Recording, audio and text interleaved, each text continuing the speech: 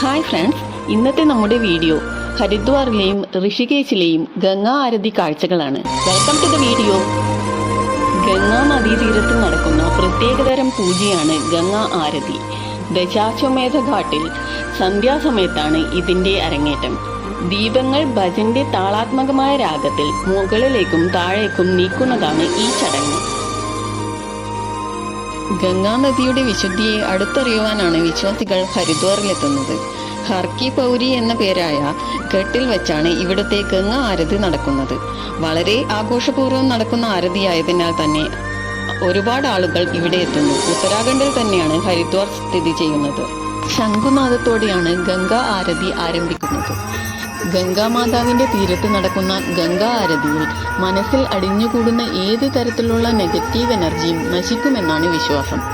ആരതി നടത്തുന്ന പൂജാരിമാർ തങ്ങളുടെ കൈകളിൽ നെയ്യ് നിറച്ച വലിയ വിളക്കുകളോടെ ഗംഗാമാതാവിന്റെ ആരതി നടത്തുന്നു.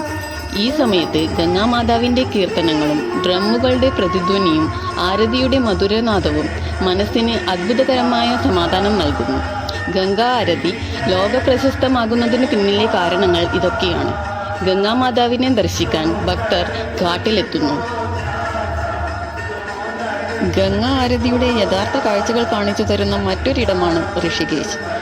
ഹിമാലയത്തിന്റെ മടിത്തട്ടിൽ സ്ഥിതി ചെയ്യുന്ന ഋഷികേശ് ശരിക്കും അറിയപ്പെടുന്നത് ഇവിടുത്തെ യോഗയുടെ പേരിലാണ്. യോഗയുടെ ലോക തലസ്ഥാനമാണ് ഋഷികേശ്. ഇന്ത്യയുടെ വിവിധ ഭാഗങ്ങളിൽ നിന്നും വിദേശത്തു നിന്നും ഒരുപാട് ആളുകൾ ഇവിടെ എത്തിച്ചേരുന്നു. ഗംഗയുടെ തീരത്തുള്ള പർമഡ് നികേതൻ ആശ്രമത്തിലാണ് ഗംഗാ ആരതി നടക്കുന്നത്.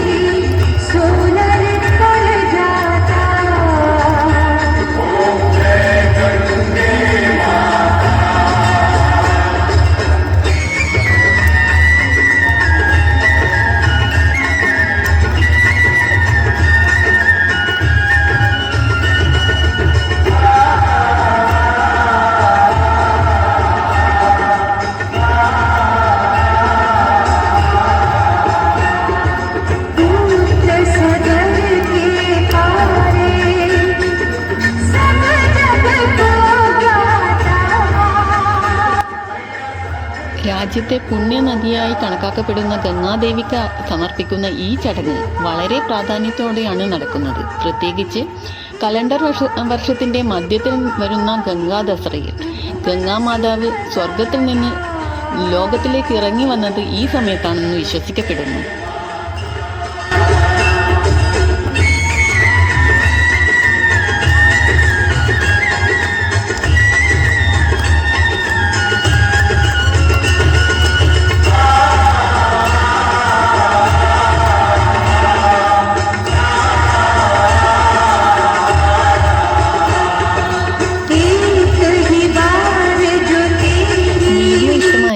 Like, share and subscribe for more videos.